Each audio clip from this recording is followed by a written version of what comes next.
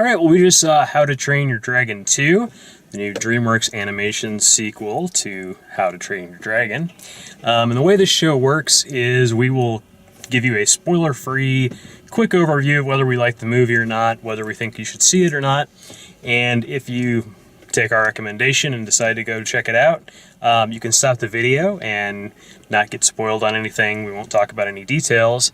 But if you've already seen the movie, or if it doesn't sound like something you're going to go see, you can keep watching past that point and we'll talk more details about what we liked and didn't like, and talk about the rest of the plot and, things that happen in the movie. And this movie, by the way, has some things happen in the plot that are spoilers. So definitely don't think that you're going to just, watch this and be okay to, go in and see the movie again and that there's nothing to spoil. There is. So having said all that, I thought this movie was pretty good. There's a lot to recommend it. The animation's very good. The voice acting is good. The comedy is pretty good. I thought it was kind of sluggish and slow. I thought the first half was really heavy in exposition, almost needlessly so. I kind of wanted them to do more with action instead of dialogue. It seemed like they spent a lot of time talking about stuff, and in the end, it really didn't make that much of a difference what they were talking about.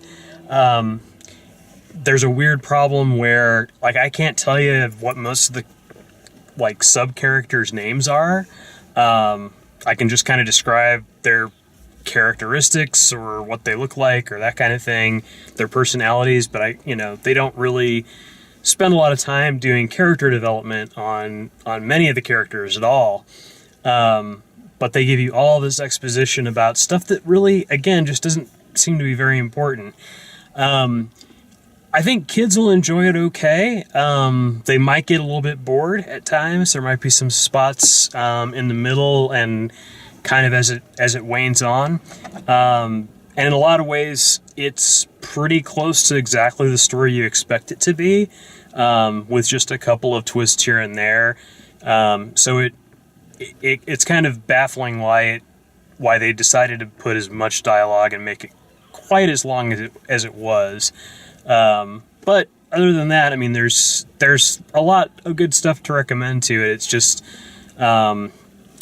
it's not the fastest, quickest, funniest animated movie I've seen this year. So, what did you guys think, Zach? Yeah, I liked it. I really liked the first one because of the humor. I like DreamWorks. I think that they really gave a good quality product when putting it out there. So yeah. I think that people who like the first one will definitely like this one. It's another part of the story of this world that we really are fascinated with dragons. I love dragons and fantasy and things like that. So I'm a big fan of it. I agree with Dale. It does get a little bit sluggish. So I would question how young the kids would have to be to really get into it. There's some other things too that we'll talk about later that we can get into. Children of I'd say 10. You could get younger kids in there too, but families, it's gonna be a good film for them. And anybody who really just likes that whole fantasy scape style, it's a lot of fun, and I really had a good time. Yeah. Yeah, I enjoyed it too. I did not see the first one, but I enjoyed this one, and the scenario in which we watched it was mostly a theater full of young adults, which was interesting, just seeing what they related to and what was funny. The production values were great. The animation and compositing was top notch. The sound was good. The music was generic, but overall, I really enjoyed it. Yeah. Cool. So that's the quick version. If it sounds like something you want to go see, you can stop watching our video now. Don't let us ruin anything. Go in and see it fresh, and then come back and see the rest. Otherwise, if you're already at that point or you're not going to see it, we're going to talk about spoilers now. So before we talk about the big sort of spoiler, the big deal thing, I talked a little bit before about how dialogue heavy the movie is and how much talking there is and how little that really adds to things. A lot of the comedy is visual, which I really liked, Not much of the comedy is joke driven or wordplay driven. It's not one of those like pun a second sort of kids movies. Yeah. And when they introduced the mother character, which isn't a spoiler, we see that in the trailer. Yep.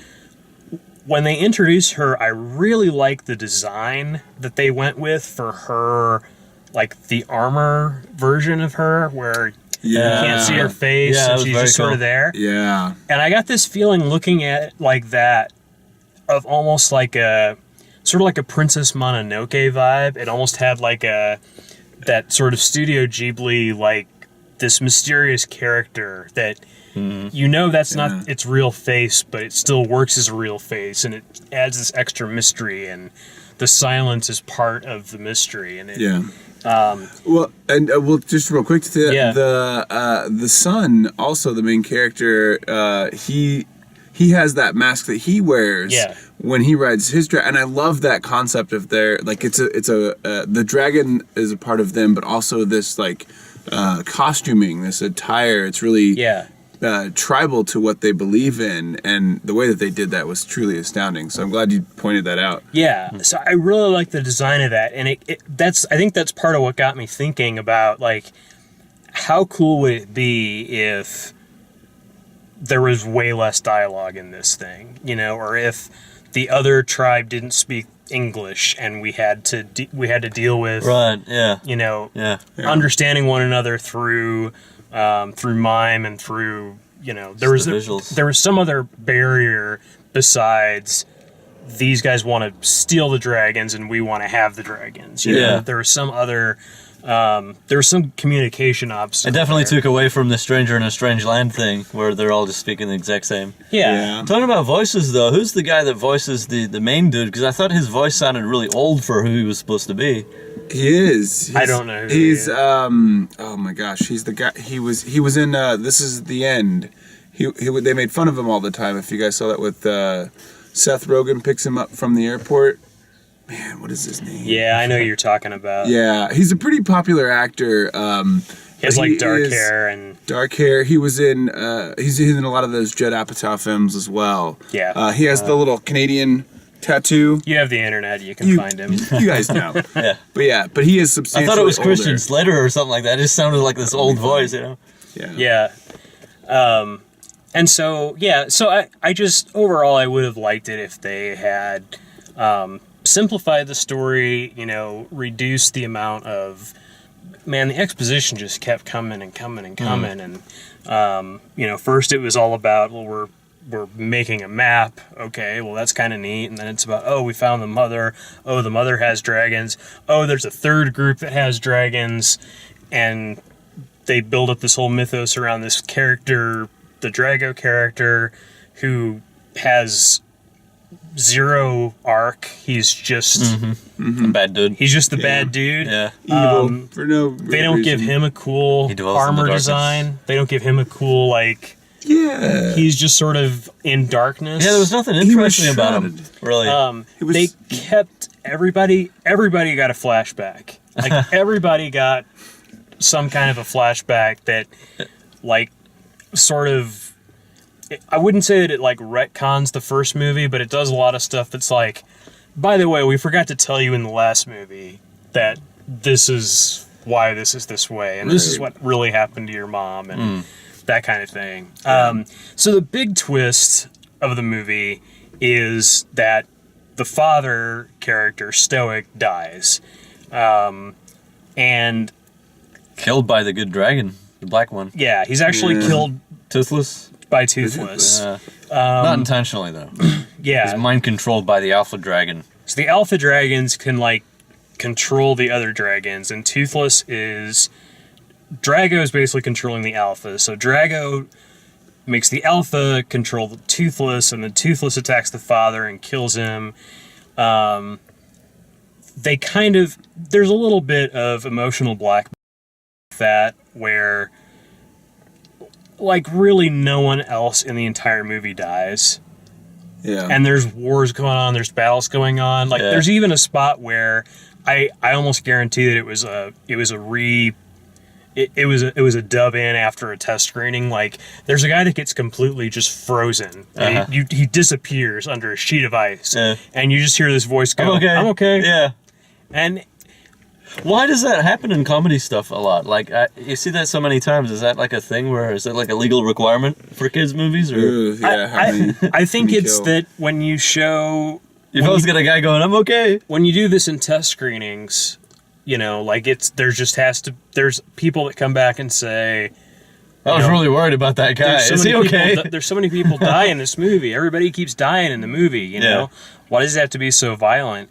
I felt like, I mean, whether the father character died or not wasn't that important to me. It wasn't really that important to the story. Yeah. It just left room for him to become the chief and for that to be Yeah. the obvious, like, sort of climax or finish of the movie.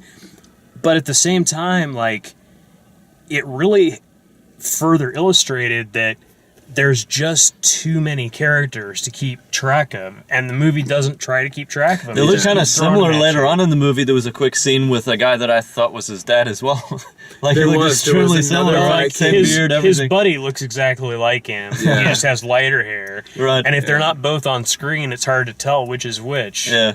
So after the dad dies, you're right. It's like whenever you see like It the was just male another one of those Viking, dudes. they just look like the male Viking. Yeah. Hiccup is the main character's name. Hiccup is the main character. Stoic's the father. Val is the mother. And beyond that, I mean, Drago, Toothless is the dragon. yeah. Drago's the main bad guy. They say the names, I feel like, a lot, but I just can't attach myself to. There's no stakes in anything, I feel like. Exactly. It's just, everything just happens because it's supposed to happen that way. And there's so much more. There's so many more stakes in the first one, but the first one is also so much smaller of a story Yes. in terms of Is it just the village, the town? it's just the village, Right. and it's Yeah. the kid is the kid's the fish out of. It's basically Hermie doesn't want to make toys from Rudolph the Red-Nosed Reindeer. That's the plot of the first He's one. Right. the outcast. He doesn't Yeah. want to be the war chieftain that his father is. He Uh-huh. wants to be an inventor, and he So he's got to prove builds himself. things. And he ends up befriending the dragon and Yeah. saving the village with the dragons and all of that kind of stuff. And so that's how the first one plays out. And the second one, you know, it starts out from that place, and his father's still trying to, like, get him to become the chieftain and all of that. But Yeah. they also play up his father as this almost, like, perfect, you know, almost Christ-like character that he's just completely selfless and completely, Yeah. you know, People. No Viking chieftain has ever been completely selfless Yeah. or the nice guy. Like, he walks right up to the mom, Val, and he's like, she's screaming at him. She's like, be angry, say something, you know, throw Yeah. a temper tantrum like he normally would, because that's what a Viking chieftain would. And he walks right up and he's Mr. Romeo, and he just kisses her. Yeah. Yeah. And you're just like, okay. I Yeah. don't know. I expected, him to get all irate and be like, why didn't you fight back? And yada, yada. Yeah. Gerard Butler playing the father. It's, yeah. Yeah. Interesting to see what an R-rated version of that would have looked like. Yeah. Like the An battles R-rated could have been version of really this? cool, you know? Yeah, Like and the two big alpha dragons battling each other was kind of reminiscent of the Godzilla we saw recently. Yeah, that's what I was And gonna then say. the guy, what's a toothless dragon, got his like a kind of a Godzilla power with his fins glowing blue at the Yep. back. That was kind of Yeah. cool. That's very true. But I don't know. Yeah. It just made me wonder, like, if it was more, because you know these films they're good, but they kind of dance that line with not too adult and not too childish. But it'd be cool if the battle stuff was really adult. That would have been pretty sweet. yeah, it's interesting. Like the violence thing, it can't and that's the thing that has trouble with it. Can't decide if it's going to be slapstick and comedy. Yeah. Like the stuff with that the took sheep. away from the father's death, because it's like, Exactly. oh, we're serious now because we just Yes. oh, okay, all right, yeah, it's jarring, you know. And that's my whole problem with the father's death, is that you have these impossible cartoonish Slapstick situations. slapstick survivals. Like, sheep should be dying. And then we're having a Viking funeral. Like, left and right, sheep should be dying the way that this movie is portraying it. But they're not, because it's slapstick cartoon. Yeah, you know, just it's bouncing around. it's Wile E. Coyote humor. Yeah. Like he always comes back. Yeah. From whatever it is. Yep. Which doesn't mesh well with a Viking funeral, does it? No. Like the somber tone. It's like what? And Really? when the alphas came out of fight, nowhere. like they fight to like a gentleman's agreement, and the other alpha leaves. Yeah. Like they don't kill the alpha. Yeah. That would be too dark. Which I don't think they should have killed the alpha, but I don't think they should have killed the father either. I think they really just Yeah, it wasn't straddled the surprising to fence me. and Yeah. didn't go for it. And like I said, it was kind of emotional blackmail. It was kind Uh-huh. of, you know, okay, now you're supposed to feel sad instead of actually making us feel sad. Yep. You know, we didn't really feel a loss because we knew that the son is supposed He's to gonna become be the chieftain. The king, basically, and this dragon's going to be the king of the dragons. Right. Right. This character has served his purpose in the plot, Yeah. and this is his exit from the plot. You know, on a different note, I gotta say, like, I really liked a lot of the visuals. Yeah, Really, really nicely done. Just some of the focal stuff and just some of the angles and whatnot. It was really enjoyable. When they got close up to a dragon, I really enjoyed the way that they had like the CGI that it was. Yeah, good detail. It was very good detail.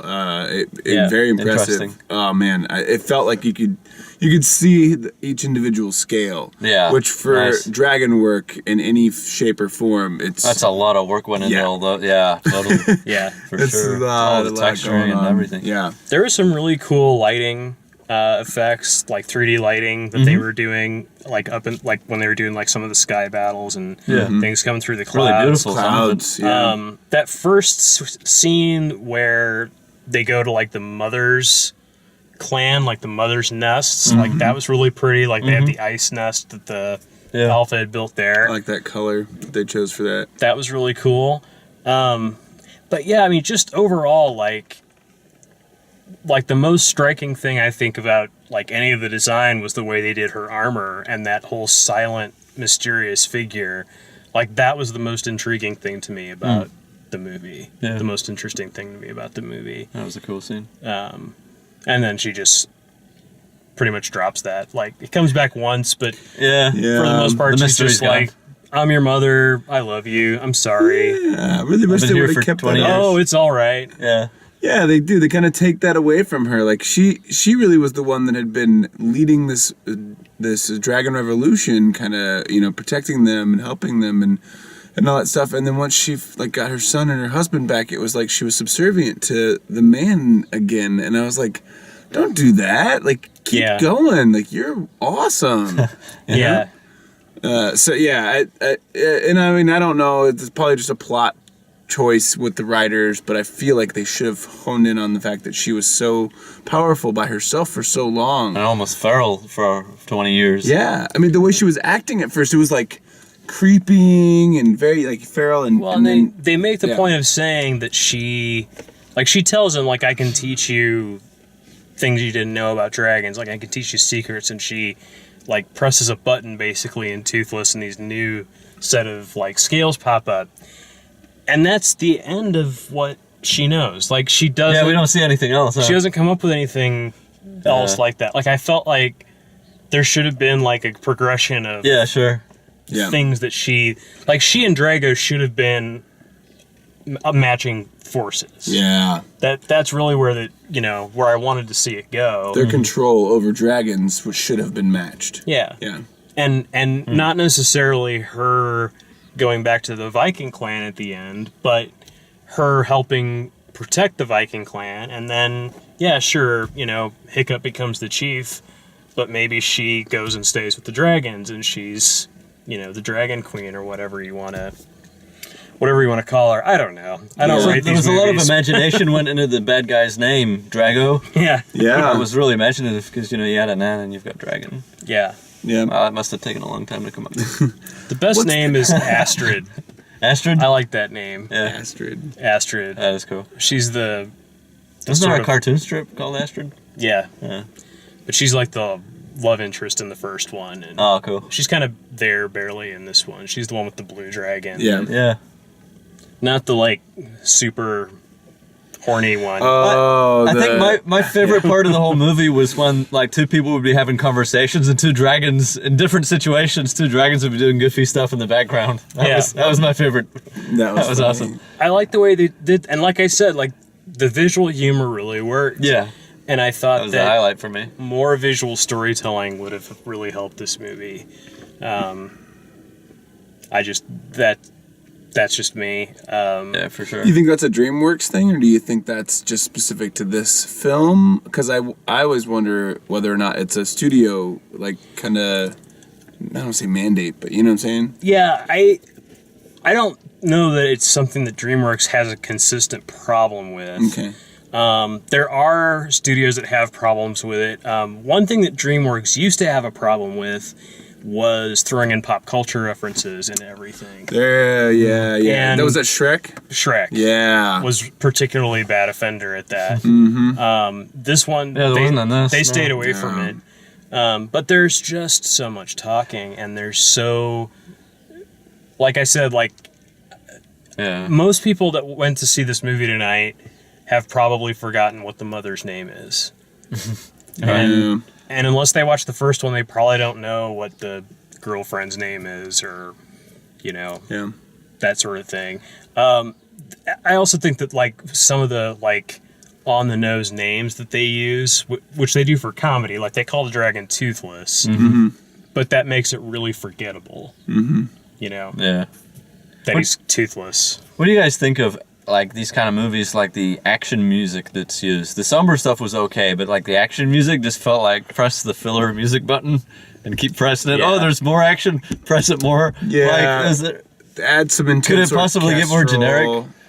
Yeah, like they just throw in some orchestra music to kind of like make it suspenseful. just but more heavy those- strings when you need it. Those and- battle scenes, yeah, like there was no tension. No. Yeah. If it was a video game, I'd turn the music down or off because it was Yes. just so annoyingly generic, you know? Yeah. I'd rather hear the sounds of what's going on. In my world, I mean, if I were the music director for this, I would go for something that sounded like it was made at that time. You know, Right, something yeah. that's like Oh yeah. Yeah. men's voices chanting. Yeah, just stuff something like to that. give it a unique flavor. Drums, lots of drums. Yeah. Generic battle music, I guess. Yeah. Yeah, Like drums would be awesome. Yeah, Metal and wood clanging. yeah, and stuff like exactly, that, exactly. yeah. Something that suggests the sound of the, you know. That's Yeah. why I feel like Scales and with fantasy, steel. you've got to go with like Dale said in that time period. You know, like Yeah. in like Lord of the Rings, for example, they do such a good job of that because they do utilize the Yeah. sounds of Yeah. the actual elements Yeah. that are in it. That makes a difference. And Oh, give yeah. give people a theme, you know? Something that comes back every time they come back, or Yeah. you know, That's that what adds sells that it. extra weight. So, Yeah, for sure. Yeah. but it's a good movie. It's entertaining. That was enjoyable.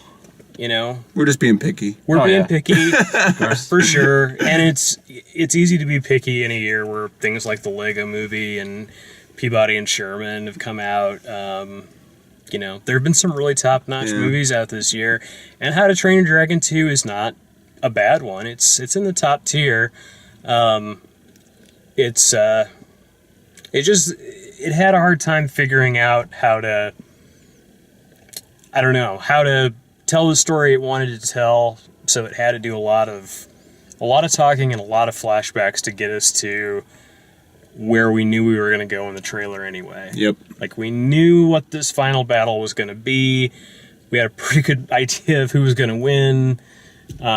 You know, and like you said, the stakes were very low, and the twist, you know, with the guy dying, like, that was a twist in that we didn't see it coming. Yeah. You know, so there wasn't really a stake. Like, we didn't expect anyone to die. Yeah. And so when someone did die, it was like, oh, we should have been worried about that. They failed to make us worried about that. But now they're not going to kill anybody else because Yeah. that would be too much. So Like if they had killed the deflates it mother, even more. I think it would have been different because there was stake in that, in the fact that he had never grown up with her and like he It was only just rekindling mattered. that relationship. Yeah. Yeah. And there's a lot of stakes in that. With the dad, it was like he didn't want that. And so Yeah. like, and then it just made him change his opinion on everything so instantly. So, Yeah. What are you going to do? Yeah, What can you do? it could have been a better movie. but It could've, but it was so many good. of them can. Yeah. So that's our review, How to Train Your Dragon 2. Hope you enjoyed our review. Check out the rest of them here on YouTube and our written and video reviews over at dalemaxfield.com. Thanks for watching.